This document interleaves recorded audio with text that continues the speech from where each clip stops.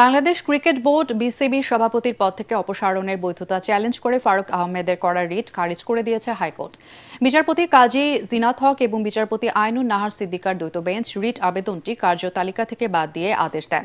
রবিবার হাইকোর্টে দায়ের করা রিটে বিসিবির নতুন সভাপতি হিসেবে আমিনুল ইসলাম বুলবুলকে নিয়োগের সিদ্ধান্ত চ্যালেঞ্জ করা হয়। বিপিএল সংক্রান্ত সত্যানুসন্ধান কমিটির প্রতিবেদন এবং 9 বোর্ড পরিচালকের 8 জনের অনাস্থা বিবেচনায় নিয়ে এনএসসি গত বৃহস্পতিবার পরিচালক পদে ফারুকের মনোনয়ন বাতিল করে। পরে স্বয়ংক্রিয়ভাবে সভাপতি পদ হারান তিনি। পরদিন শুক্রবার বিসিবির পরিচালনা পর্ষদের সভায় পরিচালকদের ভোটে সর্বসম্মতিক্রমে 17তম সভাপতি হিসেবে নিয়োগ পান বাংলাদেশের ক্রিকেটের আরেক সাবেক অধিনায়ক আমিনুল ইসলাম বুলবুল। জনক ফারুক আহমেদ সাহেবও জাতীয় ক্রীড়া পরিষদের নমিনেটেড ডাইরেক্টর ছিলেন এবং এখন যে নবনির্বাচিত প্রেসিডেন্ট হয়েছেন উনিও আসলে আমিনুল ইসলাম বুলবুল সাহেবও জাতীয় ক্রীড়া পরিষদেরই নমিনেটেড। এটা ওনাদের এখতিয়ার, এটা বিসিবি কনস্টিটিউশন অনুযায়ী ওনাদের এই আছে, এটা ওনাদের জন্য রিজার্ভ করা আছে। তো ওনারা যেটা করেছে এটা ওনাদের প্রসেস অনুযায়ী করেছে।